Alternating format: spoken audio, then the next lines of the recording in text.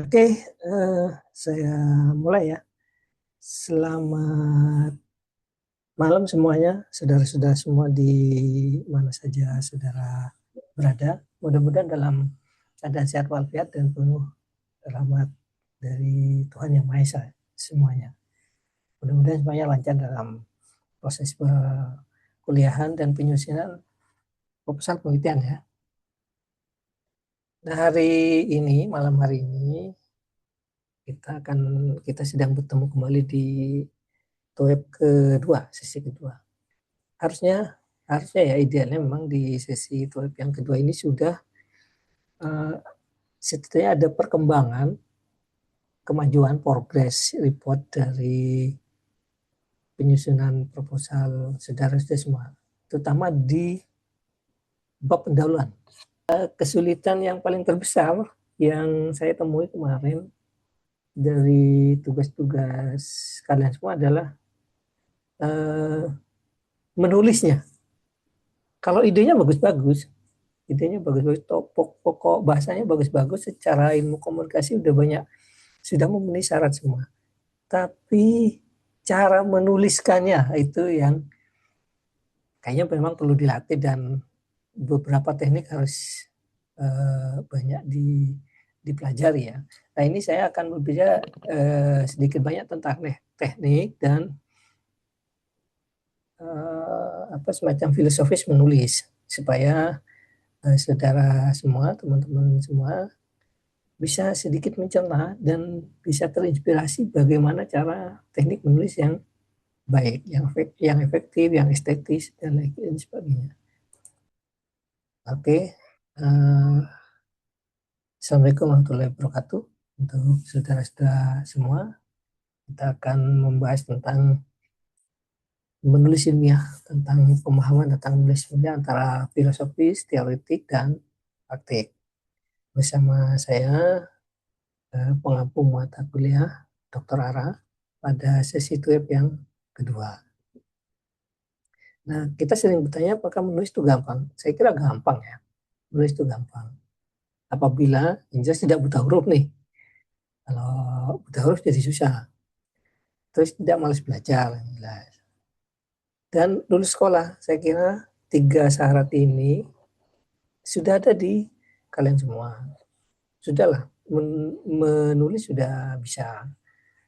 Tidak malas belajar juga oke, karena tugas-tugasnya kemarin sudah banyak dikumpulkan sesuai dengan tenggat waktu ya, bukan dalam tanda kutip, karena banyak mengumpulkan itu dalam 1 minggu tuh banyak sekali yang mengumpulkan, tidak berlama-lama, sehingga saya bisa ngoreksinya semakin cepat supaya bisa di feedback kembali oleh kalian semua. Nah, ini yang jadi masalah, apakah menulis itu menjadi jalan hidup? Karena banyak sekali orang yang sehari-harinya sebagai penulis ya. Ya misalnya menulis status, menulis diare, dia menulis puisi macam-macam. Itu sebagai jalan hidup. Jadi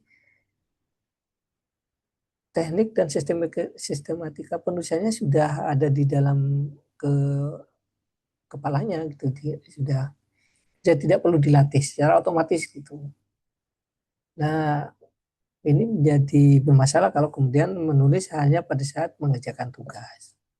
Saya kira kemarin saya sudah memberikan tentang teknik free writing sama standar writing yang biasa menulis itu. Itu bisa dicoba oleh kalian semua. Nah, ini juga sudah menjadi semacam ini ya, semacam anggapan umum kalau otaknya orang Indonesia itu orisinil dan mahal sekali karena jarang digunakan gitu untuk berpikir menulis itu. Nah, jadi ini yang perlu kita sadari terlebih dahulu.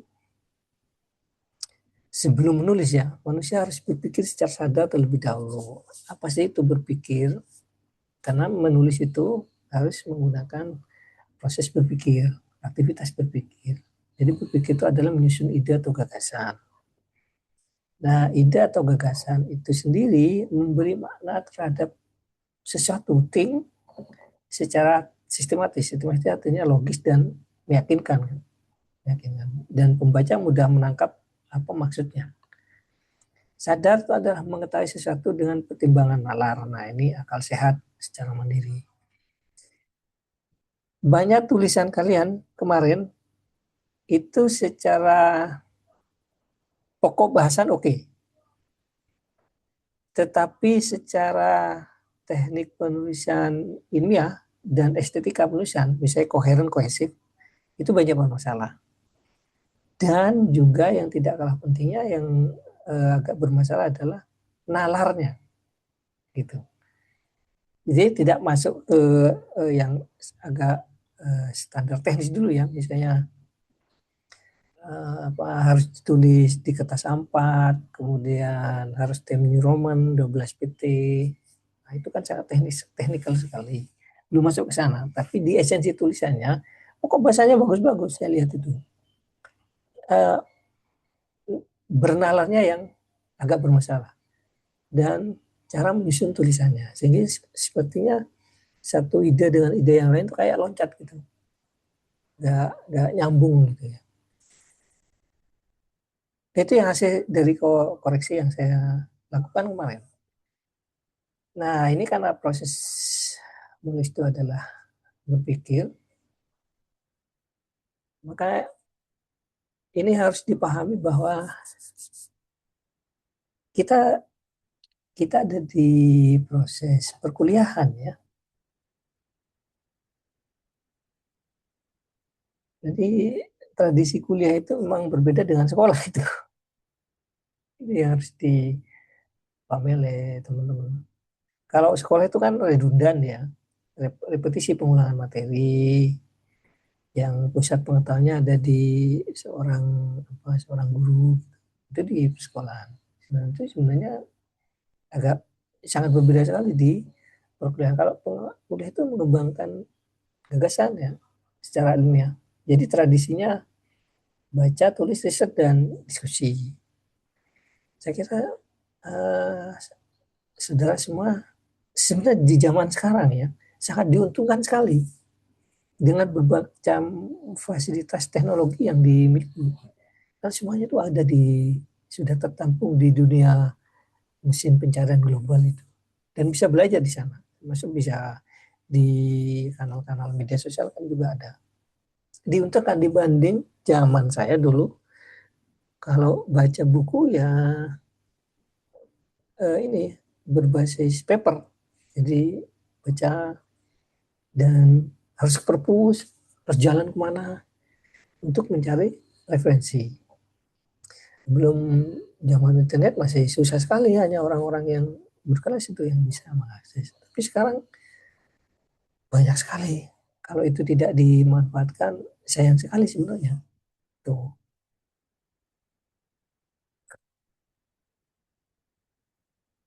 Nah, oke. Ini hanya beberapa quote saja.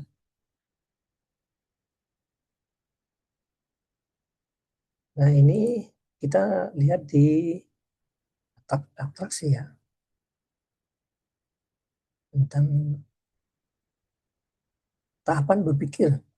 Jadi ada tiga tahapan itu dari fenomena. Fenomena itu yang ada di bawah, ada di kenyataan, menyampaikan informasi dari data yang diobservasi, yang dilihat, yang didengar, yang dirasakan, semua itu masih fenomena atau kenyataan. Biasanya subjeknya yang hanya menyampaikan seperti itu adalah dianggap orang awam. Ya, wajar kalau orang awam hanya menyampaikan informasi ya apa adanya seperti itu. Tapi kita naik lagi di puncak di atasnya, itu refleksi, permenungan, kemudian skeptisisme, meragukan, gitu, mempertanyakan.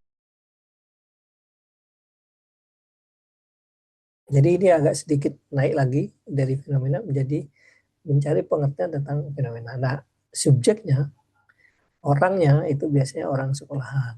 Jadi kayak kayak kalian lah, seperti kalian itu sebenarnya masuk di kategori refleksi, merenung. Jadi sudah tidak apa adanya. Kalau yang fenomena apa adanya, informasi disampaikan. Nah, di puncaknya itu yang sifat fenomena itu abstraksi ya. Jadi abstraksi itu merumuskan atau memberi makna dari hasil refleksi itu. Nah itu yang disebut subjeknya disebut sebagai kaum intelektual, termasuk peneliti seperti kalian yang mau menulis proposal penelitian, termasuk kami juga itu adalah kaum intelektual. Jadi ada abstraksi di sana. Nah kemarin, jadi dari gambaran piramida tahapan berpikir ini, kemarin banyak sekali, sebagian besar ya, tidak semuanya, memang sebagian besar apa yang dituliskan itu lebih banyak di fenomena, hanya nyampaikan informasi. Sementara proposal penelitian itu kan sebenarnya dari refleksi juga ke abstraksi. Jadi ini tiga-tiganya harusnya jalan di dalam sebuah proposal ya, mulai dari latar belakang, rumusan berada sampai terakhir itu. Nah kemarin tugasnya itu pokok bahasanya memang sudah bagus-bagus, sudah memenuhi syarat kaidah dari disiplin keilmuan di komunikasi. Ada yang melihat medianya, isinya, pengaruh, persepsi, resepsi, macam-macam. Banyak sekali, kaya sekali. Hanya saja yang disampaikan sebatas fenomena, informasi. Tidak diolah sampai refleksi dan abstraksi.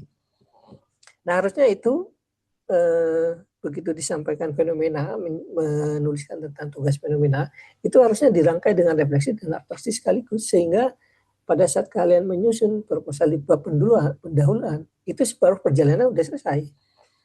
Gitu. Jadi tidak perlu banyak merevisi lagi. Revisinya biasanya sedikit gitu. Nah ini contoh ya. Ini aja contoh. Jadi seorang sedang duduk di bawah pohon apel di belakang rumah nih ya. Kita mengobservasi itu. Tiba-tiba apel jatuh tepat di depannya.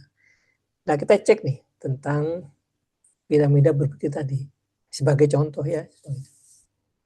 Fenomenanya apel jatuh dari pohon. Ya biasanya kalau orang masih menulis tentang itu, ini apelnya jatuh dari pohon, pohonnya sekitar tingginya begini, kemudian warna apelnya warna ini, dan sebagainya, itu masih fenomena, masih apa adanya. Sekarang refleksi nih, masuk ke refleksi tadi ya, pengertian tentang fenomena. Kenapa ya apel yang ada di atas pohon bisa jatuh ke tanah? Jadi mulai bertanya, muncul kenapa ya? Apel ini bagi orang kebanyakan ini pertanyaan macam apa ini? Tapi bagi orang sekolah atau tahapan berpikir penting bertanya seperti ini. Nah abstraksinya, nah ini sangat berbeda sekali ya contohnya. Dari fenomena apel jatuh di atas pohon, kemudian refleksi kenapa apel yang ada di atas pohon itu bisa jatuh. Dan abstraksinya jadi bunyinya begini. Bumi memiliki medan magnet sehingga benda yang jatuh dari atas akan turun ke bumi. Ini ya yang disebut dengan gaya gravitasi. Nah ini perbedaannya sangat mencolok sekali ya dari fenomena, refleksi, dan abstraksi. Apa adanya, terus bertanya tentang apa adanya itu, kemudian memberi makna tentang apa adanya itu. Nah ini bisa menjadi inspirasi ya buat saudara-saudara semua pada saat menyusun itu. Jadi jangan terlalu mendominasi fenomenanya pada saat menulis, tapi lanjut ke refleksi dan abstraksi. Nah ini juga contoh. Jadi ada orang duduk di atas kursi di depan tungku ya. Kalau ini kan teori gravitasi ya, ditemukannya teori gravitasi itu dari proses berpikir tadi, kemudian dirumuskan dalam susunan tulisan kalimat-kalimat, kemudian menjadi sebuah teori yang sangat berpengaruh sampai saat ini. Nah sama seperti ini juga, ini dari hasil perenungan abstraksi, kemudian muncul sebuah teori yang besar yang kita kenal, yang sering kita dengar ya, tentang cogito ergo sum ya. Saya berpikir maka saya ada. Nah prosesnya dari sini, dia duduk di atas kursi di depan tungku gitu. Kemudian refleksi, bertanya, apakah tungku ini nyata? Nah ini pertanyaan sangat filosofis. Ada orang yang bisa-bisanya menanyakan tentang keberadaan tungku gitu. Yang Kadang-kala bagi kita juga tidak pernah terpikir ya untuk bertanya seperti ini. Kemudian apakah kursi yang saya duduki ini nyata? Persoalan nyata apa betul ya? Tapi bagi orang awam kan kursi itu nyata ya. Tapi bagi seorang pemikir itu jadi pertanyaan, gitu. Jadi masalah. Terutama bagi seorang filosof. Nah kemudian ada abstraksinya di sini. Jika semua diragukan, maka yang tidak bisa diragukan adalah pikiran saya. Saya sedang berpikir tentang semua ini. Jadi yang dianggap nyata itu bukan yang kita lihat, yang kita lihat, yang kita dengar itu tidak nyata sebenarnya. Yang nyata itu adalah pikiran. Maka muncul sebuah teori atau abstraksi tentang sesuatu yang nyata tadi dengan teori yang sangat sederhana tapi sangat mendalam. Saya berpikir maka saya ada. Cogito ergo sum. Dan itu sangat terkenal sekali di dalam ilmu sosial. Ya ini saya berikan contoh tentang tahapan berpikir tadi. Supaya pada saat menulis proposal, saudara-saudara semua punya semacam inspirasi, punya semacam perkembangan yang lebih baik pada saat menulis itu. Oke, ini hanya sebaca quote-quote saja.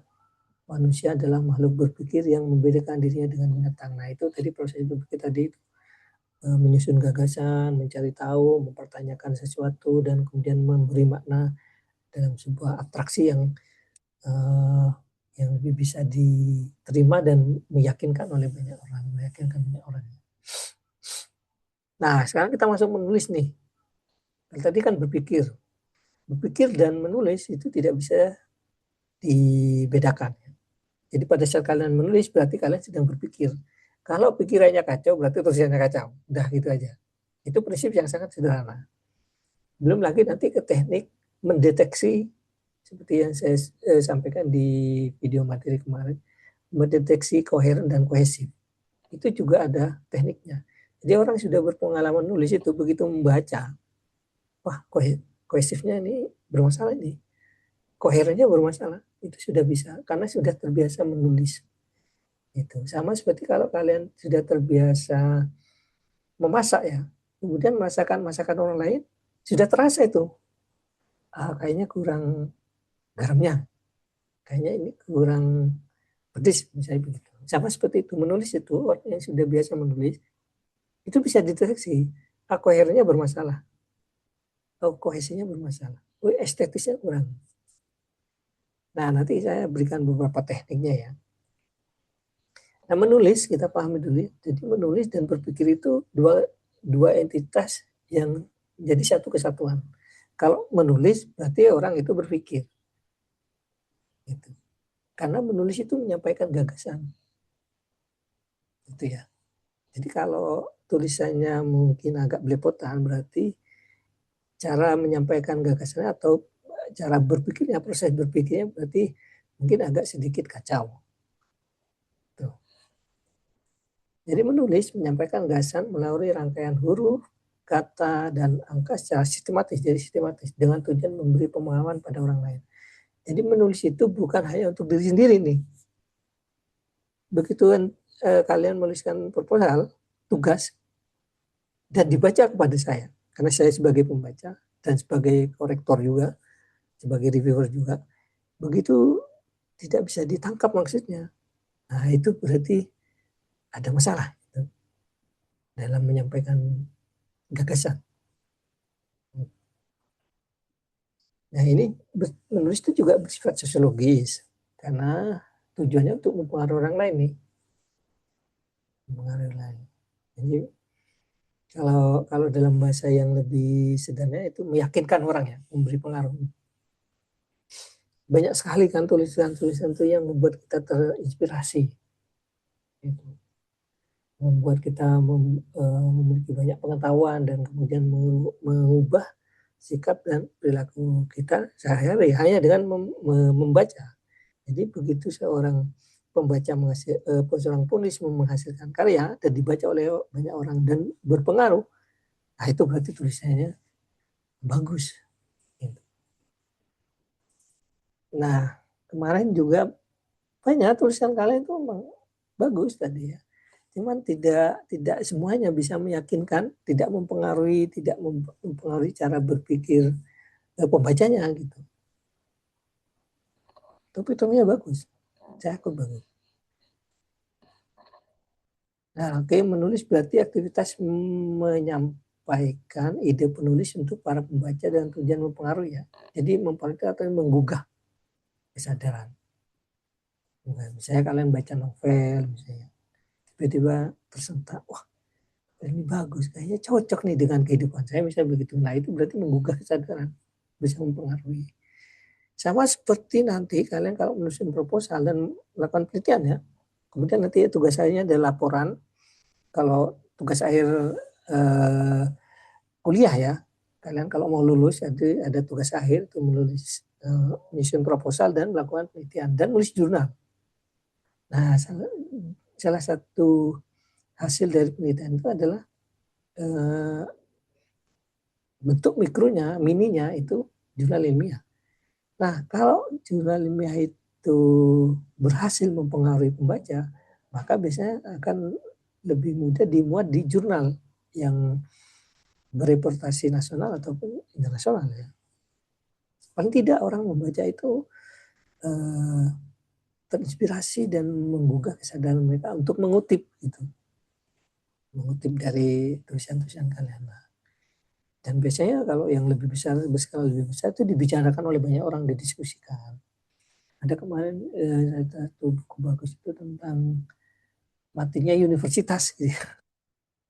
Itu hasil penelitian yang sangat kualitatif sekali.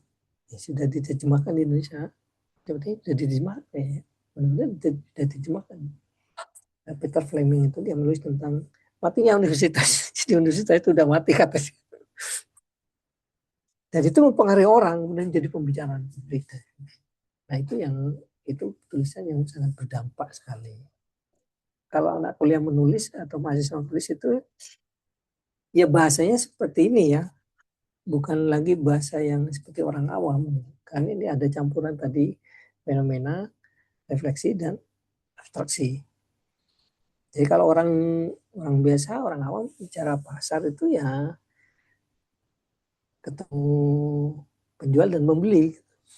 Tapi coba ini karena ini ilmiah, bahasa tulis ilmiah, bahasanya, diksinya atau konsonan kalimatnya jadi berbeda dengan orang awam. Berarti ini ada sentuhan tadi fenomena ada, sentuhan refleksi tadi ada, kemudian sentuhan abstraksi ada, dan itu dibungkus dalam sebuah skema tulisan yang sangat ilmiah. Coba perhatikan diksi-diksinya. Pasar merupakan tempat transaksi antara produsen dan konsumen. Jadi ini ada transaksi ya.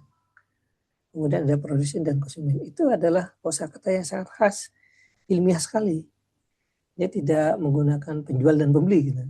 Tapi bahasa ilmiahnya adalah produsen dan konsumen. Karena itu ada teori produksi dan teori konsumsi. Makanya kemudian turunannya menjadi produsen dan konsumen. Itu. Nah ini harus dibedakan teman-teman semua, saudara-saudara semua. Bahasa tulis ilmiah dan bahasa tulis pergaulan ya. Jadi nanti kalian nilai sendiri. Ini bahasa pergaulan nih. Semacam ini. Dan itu sangat tidak disarankan dipakai dalam bahasa tulis ilmiah. Nah, bedanya ini bahasa tulis ilmiah dan bahasa pergaulan. Kalau bahasa tulis pergaulan itu bahasa lisan yang berasal dari masyarakat umum. Biasanya sifatnya arbitrary, pokoknya semena-mena, udah nggak ada aturannya. Tapi kalau bahasa tulis ilmiah itu bahasa tulis yang baku dan terstandarisasi, artinya disepakati oleh komunitas intelektual.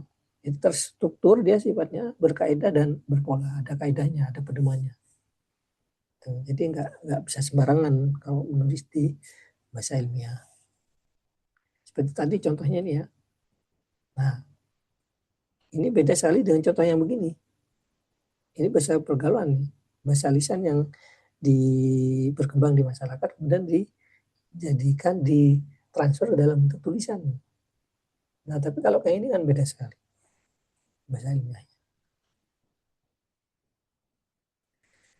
Oke, saya kira itu untuk sementara. Kira-kira ada yang mau ditanyakan terlebih dulu? Di sini kan tugasnya, silakan Anda membuat rangkuman bacaan referensi yang digunakan sebagai rujukan dalam proposal Anda. Itu kan Ya, rangkuman bacaan referensi yang dari 5 artikel dan 5 buku itu ya Pak ya? iya betul. Nah itu kan sudah saya upload di tugas 1 tuh Pak. Berarti di tugas 2 tidak perlu lagi ya? Atau tetap harus dimasukkan juga untuk yang rangkuman? Oh begini Pak, karena kan yang di tugas 1 itu saya buatnya berupa tabel begitu Pak. Yang rangkuman bacaan referensi artikel dan buku Oke. gitu. Mohon ininya Pak, koreksinya atau sebaiknya gimana gitu Pak. Enggak, tetap baik itu. Uh, tapi sebaiknya begini ya, karena itu kan serangkaian ya. Tugas Mm-mm. satu, tugas dua itu rangkaian. Maunya itu kan sebenarnya kalau tugas satu selesai, tugas dua selesai, itu kemudian dijadikan dalam satu bahasan di bab pendahuluan kan. Gitu. Mm-mm. Jadi kalau kemarin mengumpulkan, sebenarnya juga saya koreksi juga itu. Kalau itu sebaiknya begitu tugas dua harusnya itu sekalian aja dimasukkan. Gitu. Yang tugas duanya, yang tugas satu sama tugas duanya sekalian dimasukkan. Oke, oke. Oh ya, siap Pak. Ah, kata kemarin itu kayaknya punya Mbak Nose kalau nggak salah ya, kalau nggak saya ingat. Jadi yang referensi jurnal, yang ulasan review ya, yang referensi itu jurnal sama buku kayaknya dibuat tabelisasi kayaknya ya. Betul Pak. Punya saya buat Iya kan. tabel. Iya ya, kayaknya saya baru lihat pertama kali pada saat kemarin ngoreksi itu, saya agak sedikit kaget. Oh, ini dibuat tabelasi. Oke lah, itu nggak apa-apa, itu sebagai outline ya, itu nggak masalah. Memang Oke. ada beberapa, satu atau dua itu yang kumpulan juga sama. Nah, sebaiknya karena itu sebatas outline, begitu Mm-mm. itu ditulis di tugas dua ya, itu Iya. harusnya dalam bentuk uraian sudah di kajian pustaka. Oh, di kajian Yang tadi. pustaka. Oke. Betul, di kajian pustaka. Sehingga nanti di bab pendahuluan, yang bab pendahuluan kan banyak nulis latar belakang, misalnya masalah, tujuan dan manfaat, itu kemudian digabung dengan kajian pustaka. Nah, jadilah separuh perjalanan proposal penelitian. Gitu. Oh, Sehingga itu kerjanya tidak dua kali. Oke, nggak apa-apa itu bikin outline untuk mempermudah, is oke. Tapi kemudian dibuat narasinya, diurai dalam sebuah tulisan uh, yang masuk dalam proposal penelitian ya, bukan semacam outline. Tapi outline memang penting bagi orang yang bagi seorang pemula, outline itu penting karena itu sebagai petunjuk, sebagai peta, mapnya ya untuk menulisnya. Tapi nggak sebatas itu, begitu nulis bukan tugas, ya petanya oke diberikan, tapi juga rangkaian proses penulisannya juga diberikan. Sehingga jadi agak utuh itu. oh oke. Karena kemarin pemahaman saya menangkap soal di tugas 1 itu jadi tugas terpisah gitu loh Pak. Di pembuatan bab 1 sendiri, lalu kemudian silakan Anda rangkum ini apa bacaan dari artikel ini ya dan buku gitu ya. Nah, saya pikir itu memang Ya, harus terpisah jadinya makanya saya buat tabelisasi sendiri ininya, ya nggak apa-apa itu rangkumannya. outline. Nah, itu outline namanya. Tapi berarti untuk di tugas 2 dan berikutnya nanti tidak perlu pakai tabel gitu ya Pak? Nggak apa-apa Iya, berarti. kalau kalau memang itu mau dijadikan lampiran, Mbak Lucy, Oh, oke. sebagai pemetaan outline ya Hmm. namanya, itu Hmm. nggak apa-apa. Tetapi yang lebih penting itu diuraikan dalam format proposalnya. Gitu. Oke, berarti Nah, sebaik untuk di lampiran nggak apa-apa ya Pak ya? nggak apa-apa. Jadi misalnya Oke.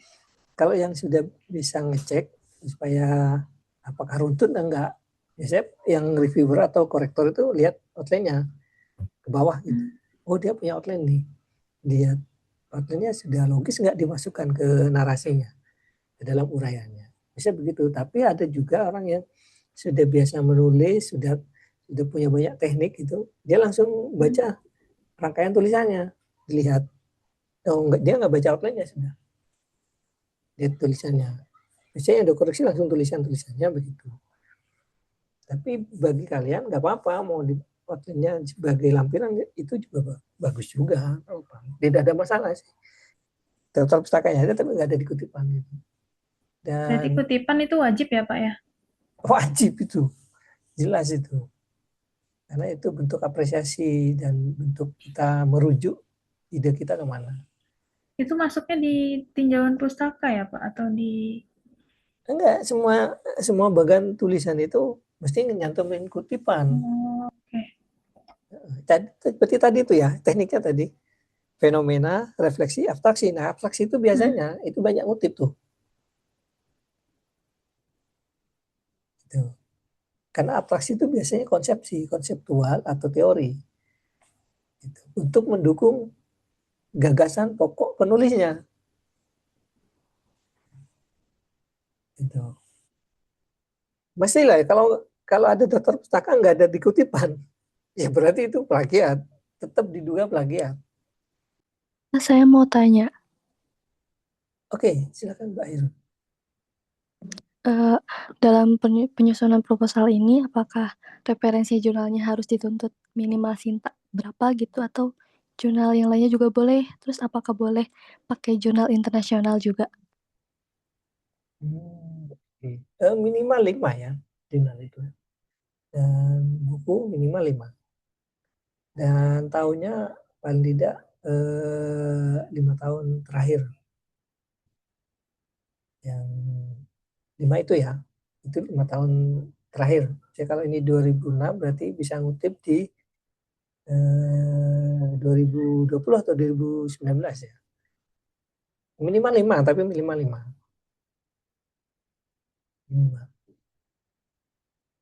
Nah, kalau jurnal internasional boleh, nggak apa-apa. Yang jurnal nasional juga boleh.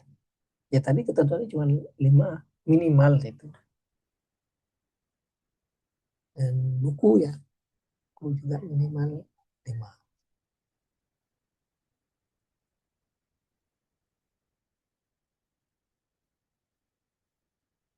Ada yang lain? Saya mau nanya lagi, Pak.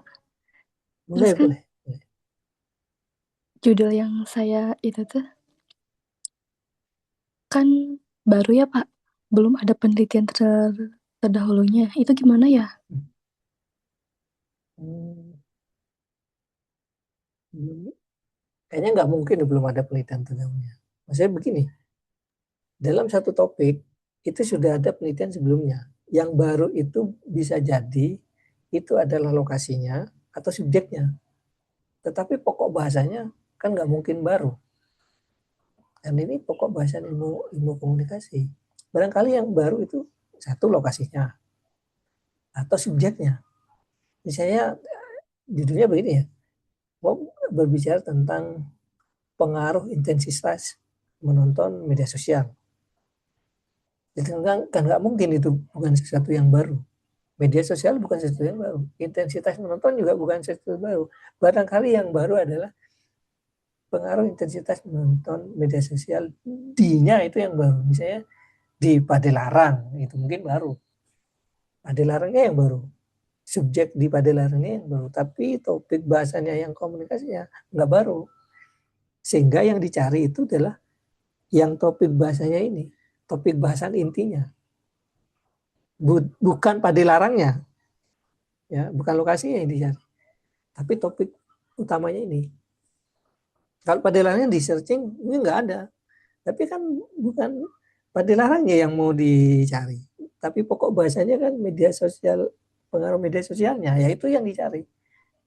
Oh ada, ternyata ada nih intensitas media sosial, tapi di Jakarta misalnya, nggak apa-apa ambil dulu, baca, oh ternyata intensitas pengaruh menonton media sosial di Surabaya, ambil aja, karena pokok bahasanya sama tadi, tahu lokasinya yang beda. Nah kemudian dibuatlah di tujuan pustaka penelitian terdahulu itu, bahwa sudah ada penelitian terdahulu tentang pengaruh media sosial bagi mahasiswa di tempat ini.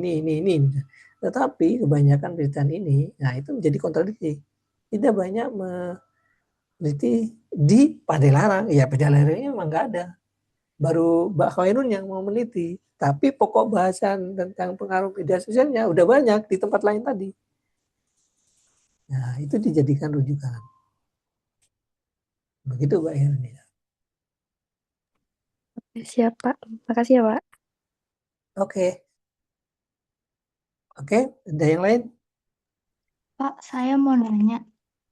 Boleh. Kan kemarin saya udah revisi tugas 1 ya, Bapak udah koreksi juga yang tentang Pride and Prejudice. Terus Bapak kan menyinggung ada kelas sosial tuh Pak. Saya ngekutip ada pengaruh kelas sosial juga. Itu Bapak bilang sebaiknya disinggung. Itu berarti saya masukin tentang kelas sosial juga beserta jurnalnya juga begitu ya Pak? Iya, Kan kelas sosial itu maksudnya itu teori ya. iya. Kelas itu maksudnya klasifikasi sosial, ada kelas atas, orang kaya, ini. Itu kalau mau mengutip untuk mendukung argumentasinya Mbak Maulida, ambillah jurnal yang berhubungan dengan kelas sosial yang berpengaruh dengan topik penelitian Mbak Maulida, atau teori kelas sosial yang mendukung argumentasinya. Itu aja. Terus sama ada Bapak mengutip buku juga ditandain waktu saya bilang menurut Jane Austen yang dikutip dalam jurnal Happy, terus Bapak tulis ada idem. Kalau boleh tahu idem itu apa ya Pak? Idem itu sama dengan yang di atas gitu. Oh sama. Berarti saya Iya. masukin juga ya ke dalam jurnalnya itu buat ke dalam Iya. poster-posteran. Iya saya agak bingung Iya. idem itu apa. Terus sama Oh gitu. iya saya rada bingung sama ini bahasa-bahasa baru gitu Pak. Kan baru pertama kali ini metode penelitian ya Pak. Jadi ada bingung kayak idem apa ya gitu. Terus sama Upayakan, ya. ya sama ini Pak. Maaf sebentar. Kan waktu jurnal tugas saat itu kan saya udah revisi terus Bapak ini lagi bukan mengkutip jadi kayak apa namanya ya? Kayak menandai saya salahnya bagian mana sama apalagi kutipan kan saya masih ada yang salah ya Pak cara mengutipnya. Terus kan di tugas 2 itu disuruh merangkum jurnal yang tadi yang mungkin Mbak Nose tanya juga. Itu saya Iya. kirim juga di tugas 2 terus saya lihat juga di tugas 3 kita mengirim proposal semuanya itu. Jadi tugas 3-nya nanti saya kirimnya kayak gimana nih Pak? Soalnya saya udah nulis semuanya kan sampai bab 1 habis daftar pustakanya. Jadi saya rada bingung. Jadi kayak saya kirimnya gimana nih? Jadi apa kirim 2 kali? Bagaimana saya kirim dulu ke tugas 2, nanti tugas 3 baru saya kirim lagi gitu. Oke, gini.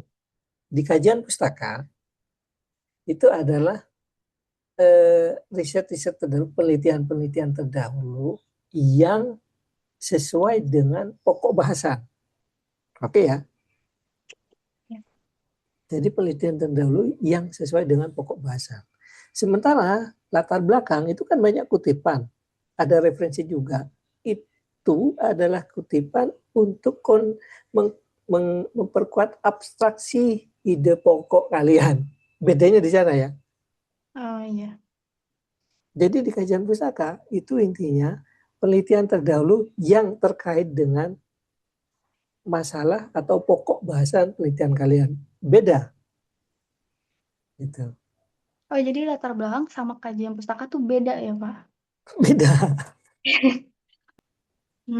Iya. Berarti saya kirim dulu aja ya, Pak, yang revisian ini, yang buat tugas 2. Iya, iya. Makasih ya, Pak. Sama-sama.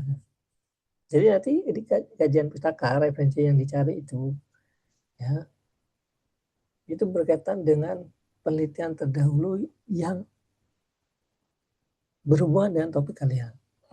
Seperti tadi saya contohkan, seperti Bahasa Indonesia tadi ya. Di Padalarang nggak ada, tapi di Surabaya ada. Nah itu diambil, kumpulin 5, minimal 5 kan, baru tulis. Itu di kajian pustaka. Terus tulis teorinya siapa yang dipakai, tulis titik landasan teori. Itu di kajian pustaka semua.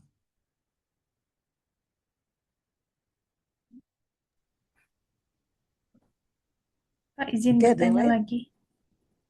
Oke, boleh. Beberapa hari yang lalu kan Bapak jelaskan juga di WhatsApp grup tentang abstrak ya. Jadi Bapak bilang kalau menulis proposal per bab itu sebenarnya tidak perlu abstrak. Iya. Jadi untuk proposal penelitian ini sebenarnya abstraknya wajib atau tidak sebenarnya sih Pak? Jadi, kalau sudah selesai bab 1, bab 2, bab 3, baru nulis abstrak. Oh, oke. Iya, Jadi tidak perlu di awal waktu tugas iya, 1 iya, udah abstrak ya. iya, iya, iya. Baik. Itu abstrak itu biasanya proposal penelitian selesai, ada abstraknya, atau laporan penelitian selesai baru ada abstraknya. Enggak semua Oke. satu tugas dikasih abstrak itu. Enggak, itu bukan tepatnya namanya. Karena biasanya baca di artikel ilmiah kan abstrak di paling depan kan Pak sebelum pendahuluan. Jadi Iya. mungkin pemahaman dari banyak kami itu ngiranya harus di bab 1 itu harus berserta abstrak gitu. Nah, jurnal ilmiah itu adalah hasil penelitian yang disederhanakan. Jadi ada abstraknya, karena sudah hasil penelitian itu, jurnal ilmiah. Nah, jadi kalau belum utuh, belum selesai, ya nggak perlu abstrak. Oke, baik. Nah, kalau sambil lalu ya nanti dipikirin. Ya, semoga nanti kita sering untuk persiapan presentasi, perkembangan kemajuan kalian. Saya mau sharing beberapa teknik penulisan ya. Penulisan nih. Mudah-mudahan bermanfaat. Oke, apa sudah terlihat? Terlihat Pak. Oke, oke ya, ini teknik estetika tulisan. Jadi ini lebih banyak ke tekniknya. Barangkali ini nanti bisa dipakai ya. Tekniknya banyak sekali. Nah, ini kalimat kohesif. Kohesif itu artinya satu kalimat dengan kalimat yang lain menjadi rangkaian yang utuh dalam satu paragraf ya. Ingat ya, satu paragraf ya. Kohesif. Jadi antar kalimat dalam satu paragraf. Kalau koheren antar paragraf dalam keseluruhan tulisan. Oke ya. Jadi kohesif itu antar kalimat dalam satu paragraf. Kalau koheren satu paragraf secara keseluruhan dalam sebuah tulisan. Oke. Nah, ini bisa menggunakan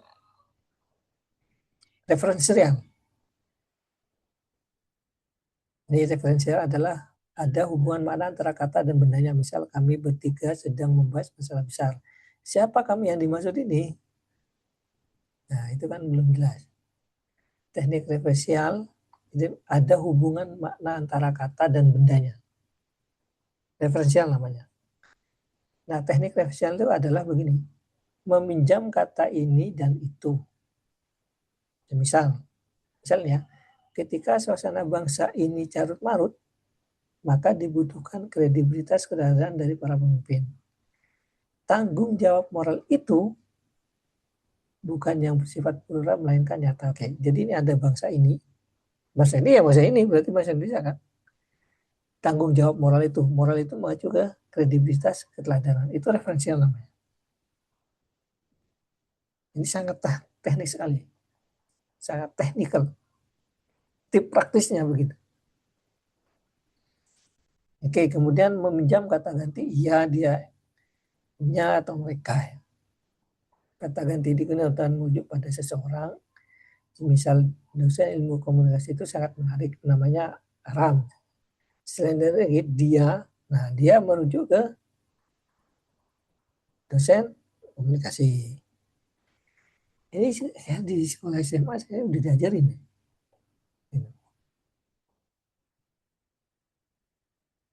Oke, tapi tidak apa-apa saya ngulang lagi nih ya. Nah, ini untuk memorisasi tentang bab ini pelajarannya. Kemudian substitusi atau paralelisme. Substitusi itu adalah penggantian unsur kata atau frase yang digunakan untuk menjaga keselarasan hubungan gramatikal atau penonjol topik. Kalau paralelisme adalah kata yang memiliki kemiripan. Nah, contohnya ini. Jadi substitusi itu pengganti unsur kata. Kalau paralel itu kata yang memiliki kemiripan. Misal, bangsa kita kaya dengan sumber daya alam, tetapi pemerintah kita hidup merana di bawah belas kasihan utang luar negeri. Oke. Ini substitusi dan paralelisme. Penonjolan topik jadi ya. Jadi semacam substitusi itu kayak semacam penonjolan topik. Apa yang ingin ditonjolkan? Ya utang sebenarnya. Paralelisme adalah kata yang memiliki kemiripan. Coba, mana yang mirip? Ada kata yang mirip nggak di sini? Bisa tunjukkan nggak saya?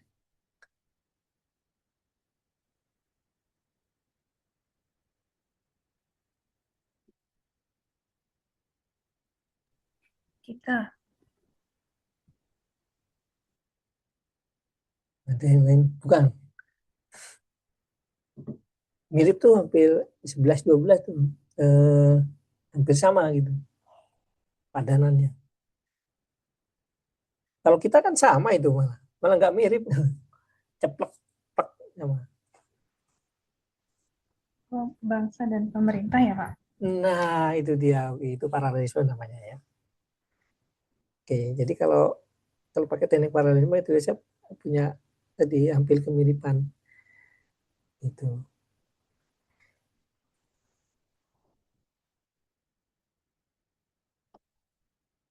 Bisa sama seperti ini.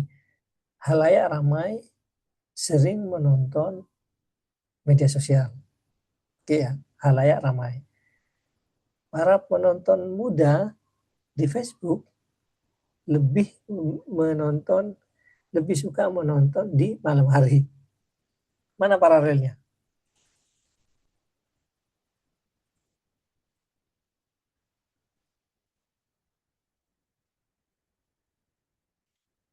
Jadi halayak sama audien ya, sama penonton muda itu paralel semua. Mirip-mirip.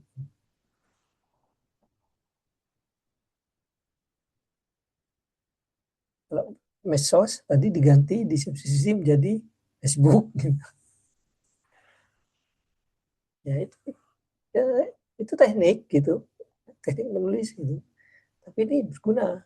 Itu akan kelihatan susunan katanya bagus atau enggak ya, efektif atau enggak, kohesif atau enggak, itu bisa kelihatan. Nah, ini elipsis. Elipsis itu adalah penghilangan satu bagian unsur kalimat yang wujud asalnya dapat diramalkan konteks kalimat itu sendiri. Supaya menjaga keutuhan kalimat yang tulisan panjang lebar, jadi tidak bertele-tele. Elipsis itu mengurangi kalimat yang bertele-tele. Misal begini, kriminalitas belakang ini semakin marak, tanda perekonomian kita mulai krisis. Sederhana sekali. Tapi kan aslinya begini kalimat itu. Kriminalitas belakang ini semakin marak. Hal ini membuktikan bahwa pemerintah kita tidak cerdas dalam mengelola perekonomiannya. Itulah tanda perekonomian kita mulai krisis. Ini kalimat utuhnya begini. Tapi karena dia pakai, misalnya penulis memakai teknik elipsis supaya tidak bertele-tele, langsung dibikin dua kalimat. Itu memang butuh latihan. Tenang aja, memang harus butuh latihan ini. Itu teknik elipsis namanya. Oke, konjungsi. Konjungsi itu kan kata penghubung ya. Nah, jadi ingat kata penghubung konjungsinya, kata penghubung apa? Sekalipun demikian, sebab itu, karena itu menyatakan sebab akibat. Sebab akibat konjungsi yang dipakai ini. Kemudian setelah itu selanjutnya konjungsi untuk penjelasan. Nah, tambahan lagi termasuk juga selain itu konjungsi menegaskan suatu hal. Sebaliknya namun tetapi menyatakan pertentangan. Nah, ini pasangannya ini. Baik maupun itu pasangannya. Tidak hanya tetapi juga itu pasangannya. Bukan melainkan, demikian juga sehingga, entah ini entah itu misalnya. Jangan hanya dia, kami pun juga bisa misalnya. Ini pasangannya nih. Jadi kalau yang ini nggak kena baik, kemudian tetapi juga, berarti nggak sesuai dengan pasangannya ini. Ya sederhana sekali sebenarnya. Agak bingung di sini. Halnya pembuka, paragraf pembuka sama halnya tubuh. Termasuk tadi yang kohesif. Susunan kalimat dalam satu paragraf. Gitu. Ini kan udah punya banyak tekniknya, nanti bisa diterapkan lah. Oke, ada pertanyaan? Pak, yang materi malam ini kita dapat nggak Pak di file-nya? Nanti tak share di grup. Ya, Terima kasih Pak. tenang aja.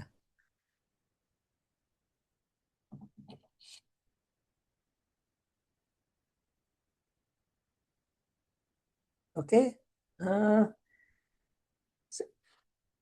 saya udah punya gambaran ya. Nanti tak share untuk yang tip-tipnya ini, yang 2 slide tadi. Sebenarnya juga ada tentang web, tapi saya pikir kemarin dari tugas-tugas kalian juga sudah banyak, lumayan lah sudah mengikuti tab ini, petunjuk dari tab ini. Nah, ini yang metode ilmiah ya. Ini yang hakikat dasar. Tentang pendahuluan apa isinya, saya kira kemarin sudah banyak yang sudah paham tentang pendahuluan. Oke, latar belakang, uraian batas umum. Nah, saya kira kemarin sudah banyak yang oke lah. Nah, ini tinjauan literatur. Nah, ini berisi garis besar konsep-konsep teoritis yang akan digunakan dalam analisis data. Jadi itu konsep teoritis ini.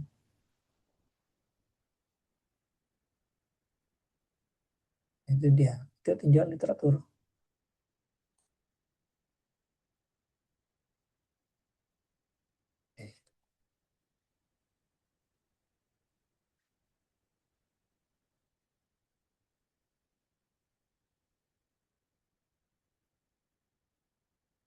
Kemudian juga kutipannya juga sudah banyak yang oke. Dia cara ngutip kutipan langsung atau kutipan tidak langsung, kutipan langsung atau kutipan verbatim gitu. Dua itu ya kemarin udah banyak yang akhir daftar pustaka macam-macam juga, gaya daftar pustaka pakai Harvard, Vancouver macam-macam. Jadi kita bisa pelajari mudah kalau ini. Kalau pakai aplikasi Mendeley itu Mendeley nulis ya, dan dia udah langsung sesuai dengan yang dipilih, bisa pakai apa gitu. Asosiasi Fisiologi Amerika pakai gaya itu udah langsung begitu diklik di daftar pustaka udah nyusun sendiri. Atau pakai Harvard udah nyusun sendiri. Jadi kalau saya nulis itu pakai Mendeley dia. Jadi ngutip kutipannya udah langsung kita kasih judulnya di aplikasi itu. Jadi begitu di daftar pustaka dia sudah merapikan sendiri sesuai dengan gaya yang saya minta. Saya ingin pakai gaya Harvard, ada di situ. Dia langsung diklik, dia tersusun, langsung copy di tulisannya. Mudah kalau sekarang mudah. Untuk referensi ya.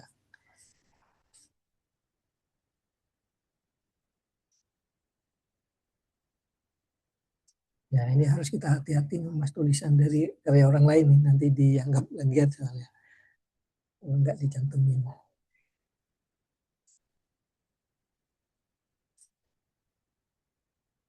Oke, kira itu. Ada pertanyaan? Bapak, saya mau izin bertanya. Oke. Terkait penguploadan ulang revisi tugas, kalau kita sudah melakukan revisi, lalu melakukan resubmit, itu akan mengubah nilai sebelumnya atau tidak ya?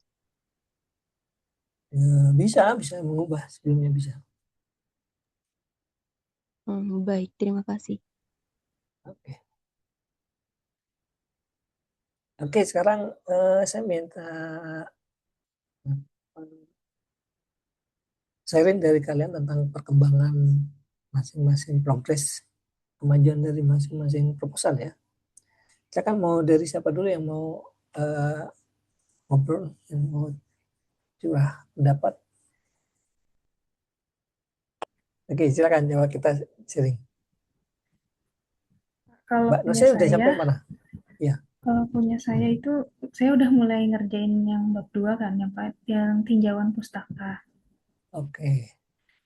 Tapi setelah saya menyimak penjelasan Bapak dan beberapa petunjuk yang Bapak kasih di grup WhatsApp kemarin, saya merasa ini masih banyak kurangnya sih Pak, kayak masih terlalu pendek kalimat paragraf per paragrafnya gitu. Itu tuh sebenarnya ada apa ya, semacam ini harus baku gitu ya Pak. Berapa jumlah paragraf di tinjauan pustaka kayak gitu. Atau harus berapa banyak atau harus berapa lembar gitu. Ya biasanya kalau ini di tinjauan pustaka itu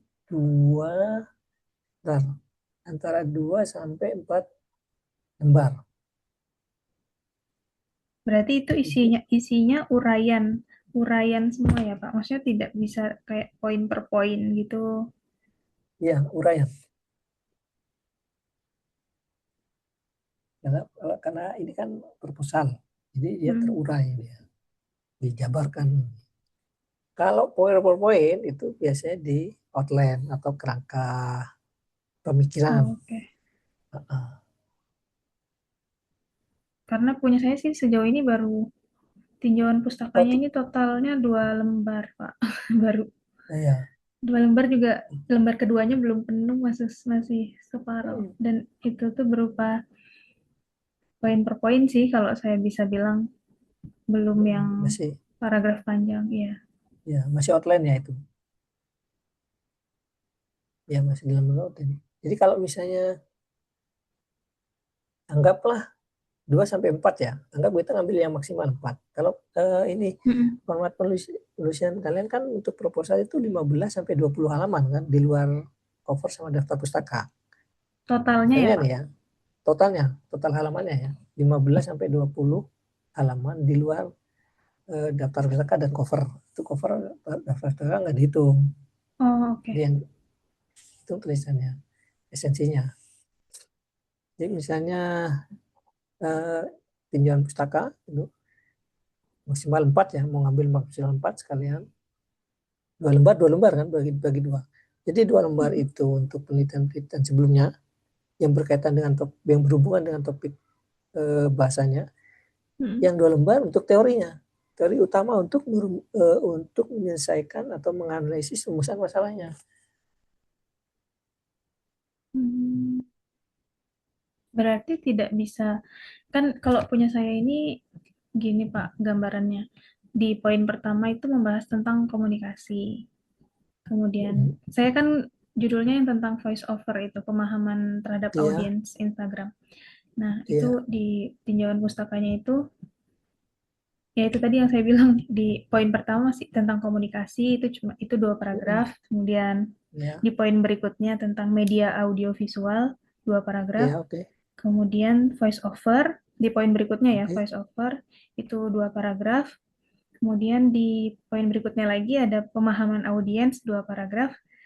di poin terakhir nih, yang terakhir tentang hubungan voice over dengan pemahaman audiens, itu masih 2 paragraf juga, tapi itu lebih pendek dari paragraf yang sebelum-sebelumnya. Oke, kira-kira teori apa yang digunakan untuk menganalisis tentang masalah voice over itu?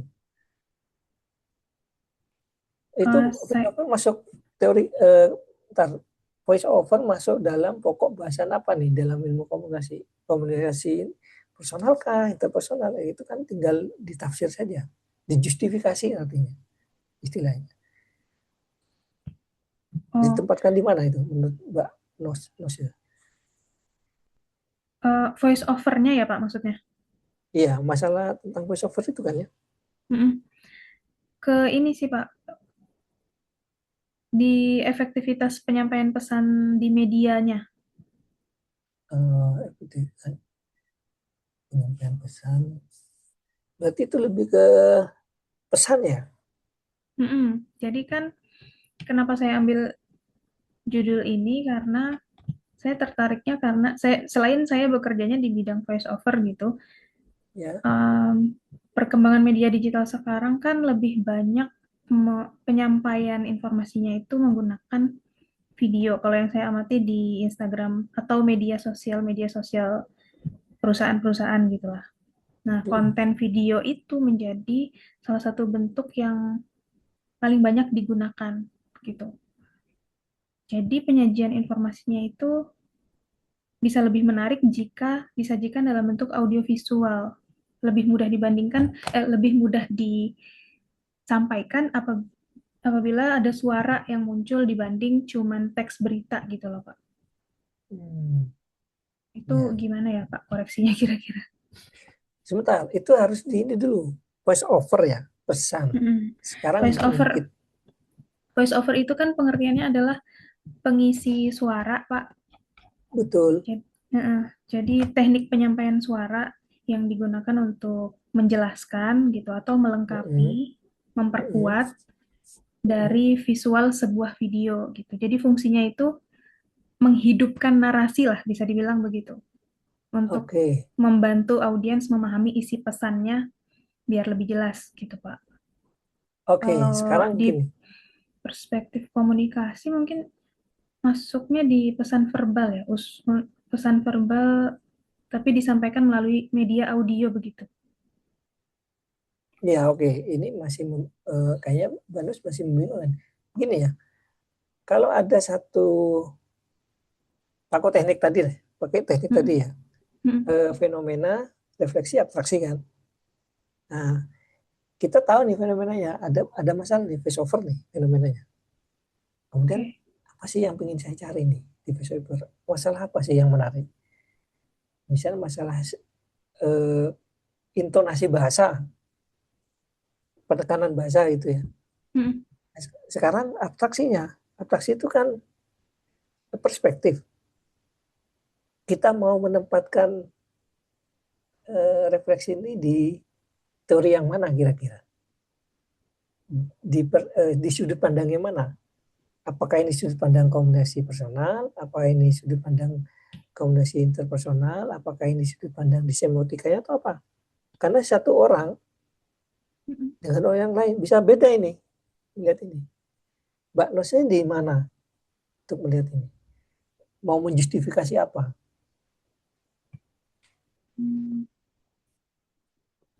Bentar Pak, jujur saya masih bingung sih Pak. Iya, itu dia karena tadi. Jadi saya harus tentukan dulu gitu ya Pak ya? Iya, kan apa sih yang menarik di sana, di voice over itu? Ada masalah apa sebenarnya?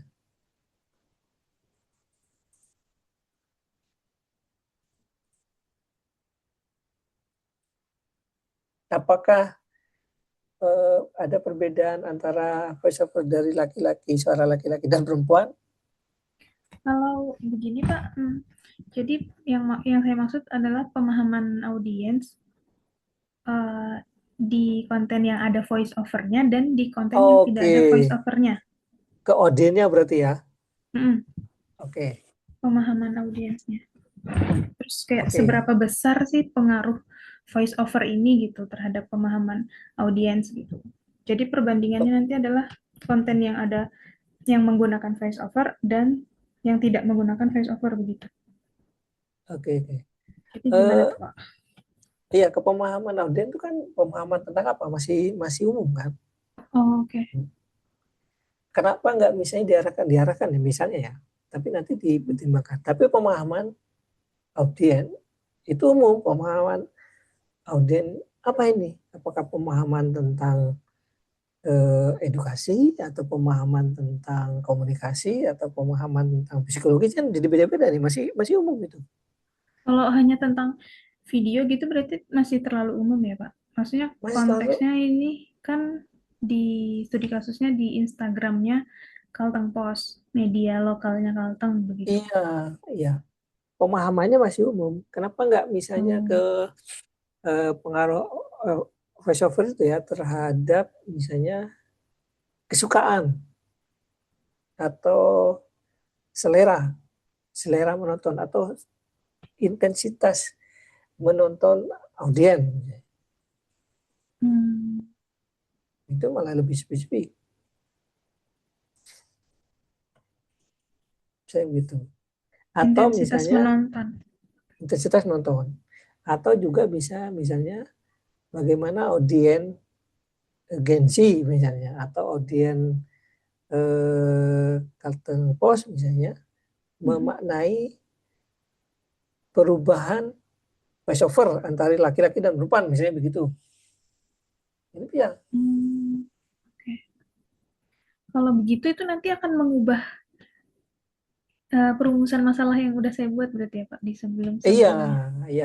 Otomatis tetapi ya? itu betul otomatis, tapi itu lebih spesifik, lebih mudah nanti dilakukan daripada gitu. yang umum. Memang kadang-kala butuh banyak revisi, tetapi percayalah dengan revisi dan koreksi begitu, itu akan mempermudah peneliti itu turun di lapangan dan akan sedikit revisi. Karena sudah di proposal itu sudah sangat tertata sekali. Berarti sebenarnya untuk di perumusan masalah itu pertanyaan itu sebaiknya berapa buah sih Pak? Berapa banyak sih Pak? Dan kalau untuk tingkat sejarah satu cukup itu. Satu cukup ya? Tidak perlu Satu lebih cukup. dari satu nggak apa-apa ya? Enggak apa-apa memang. Cuman satu itu nanti yang dicari itu banyak. Misalnya dampak menonton media sosial X misalnya, atau dampak sosial menonton TikTok produk skincare misalnya. Itu kan spesifik semua itu. Itu rumus-rumusnya kan satu kan, bagi dampak. Tapi di tujuan nanti yang dicari dampak negatif, dampak positif, kemudian cara menanggapi dampaknya, berarti ada 3 yang dicari. Padahal dengan satu pertanyaan. Misalkan punya saya tadi perumusan masalahnya saya ubah, yang tadinya masih lebih umum kan Pak, yang apakah voice over berpengaruh terhadap pemahaman audiens pada konten video, itu terlalu umum. Misalkan saya ubah menjadi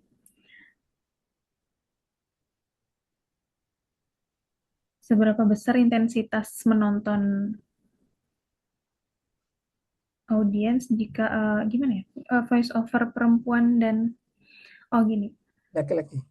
apakah ya perbandingannya gitu Pak? Itu bisa ya kayak gitu? Bisa. Tinggal dirumuskan aja nanti kalimatnya. Yang penting udah ketemu intinya nih. Apakah voice over suara laki-laki dan perempuan berpengaruh terhadap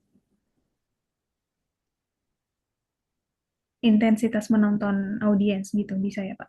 Iya, itu bisa. Bisa saja kalau mau di ini kan laki-laki perempuan. Bagaimanakah pengaruh voice over bergender misalnya? Bergender. Dengan intensitas menonton audiens di media sosialnya Kalteng Post misalnya. Kalau gender itu kan cuma 2 kan, laki-laki nggak perempuan. Oh, jadi tidak perlu disebutkan laki-laki perempuan nggak masalah di situ ya? Ya, nanti diurai di tujuan penelitian. Jadi mau lihat tentang yang laki-laki, yang kedua mau lihat yang perempuan. Nah, itu caranya. Tapi harus juga diupayakan memang ada teorinya gitu. Dibaca teori-teori tentang itu, tentang yang crossover yang bergender misalnya. Apa sih masuk kategori teori apa sih misalnya? Komunikasi psikologis kah atau komunikasi politik, ya, itu nanti dicarikan teorinya. Jangan lupa nanti itu web yang ketiga ya, itu kalian harus sudah siap benar-benar presentasi dari hasil penulisan proposal. Ya tentu saja itu penulisan proposal masih kasar ya, nanti perlu diperhalus di web yang ketiga ya. Nanti kita bikin ini aja urutan siapa yang pertama dan yang berikutnya untuk presentasi di web berikutnya, di web yang ketiga ini. Jadi mulai sekarang teman-teman mulai cicil harus ekstra keras, ekstra tenaga dan pikiran untuk menyelesaikan proposal penelitian dalam kerangka kasar dulu, karena nanti ada presentasi di situ. Yang kemudian nanti ada koreksi dan memberikan masukan dan saran kritik. Siapa urutan pertamanya nanti kita bisa lanjutkan di mana? Good, WhatsApp ya, di WA.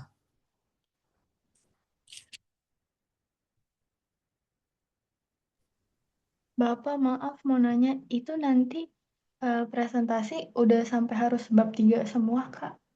Atau gimana? Iya, Jadi semuanya diupayakan sampai bisa. jam 3. Tapi itu masih kerangka kasar ya, karena nanti pasti ada koreksi lagi kan, koreksi revisi gitu. Oh berarti ada salah sedikit nggak apa-apa gitu ya Pak? Nggak apa-apa. Oke, terima kasih Pak.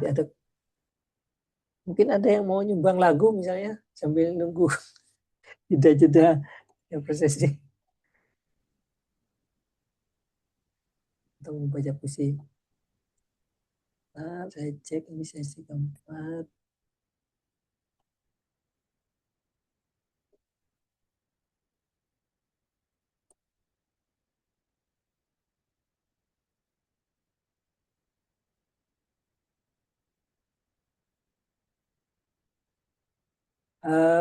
Cahyani Milki ada?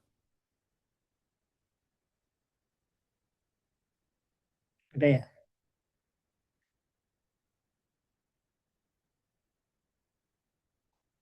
Data. Mbak Nose ya? Nose ya? Sorry. Iya, Pak. Nah, Nose.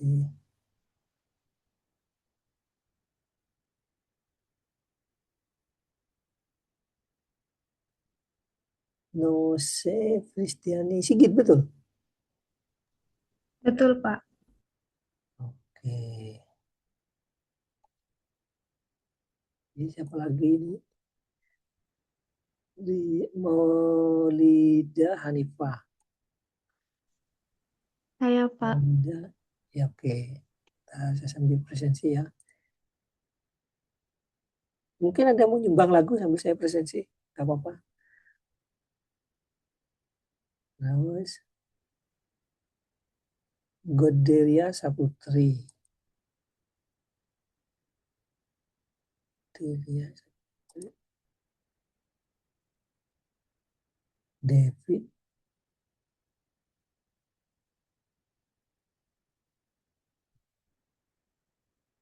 David.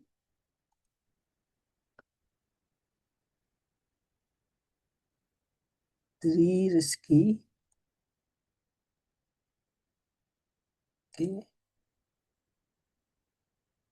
Rizky Mulan. Rizky Mulan.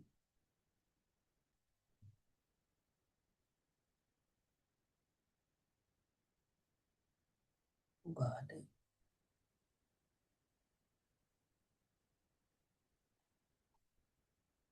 Ntar.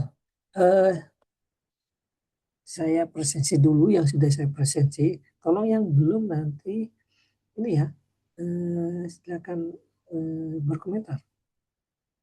Ini yang sudah saya checklist, Karina Ardianti, terus Anton Kasitantia, Goderia Saputri, Triski Sukma, Sancia Janita, Kairunisa, Maulida Hanifah, David Emil, Nos Prestiani Sigit. Siapa yang belum? Ada yang belum nggak?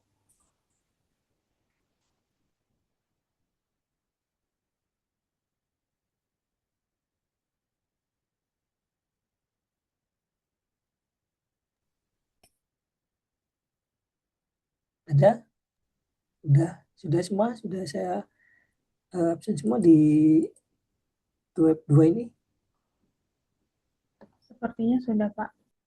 Oke, saya kira itu yang bisa kita diskusikan ya.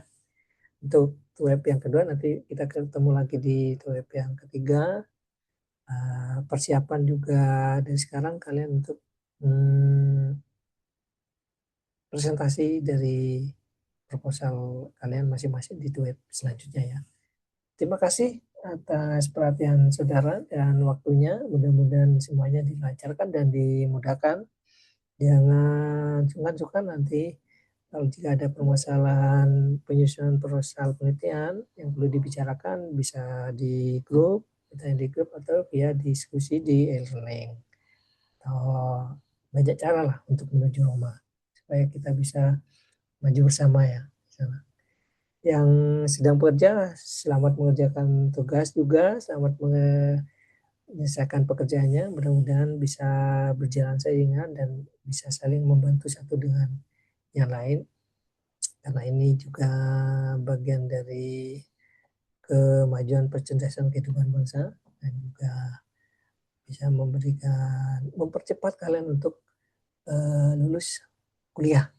Kalau ini proposal kelar, berarti separuh perjalanan sudah selesai, tinggal nanti nulis di laporan penelitian dan jurnal ilmiah. Itu malah lebih cepat nanti ya. Bisa barengan. Kalau nggak ada pertanyaan, terima kasih. Saya mohon maaf kalau ada kesalahan atau sedikit hilaf atau mungkin kurang penjelasan yang lebih bagus, memberikan kata-kata yang bisa mudah dicerna. Kita bisa lanjutkan di sesi-sesi berikutnya ya. Selamat malam semuanya, saudara-saudara sebangsa dan setanah air. Good job untuk kalian dan selamat berbahagia ya. Assalamualaikum warahmatullahi wabarakatuh. Waalaikumsalam. Terima kasih, Bapak. Terima kasih, Bapak. Makasih, Pak.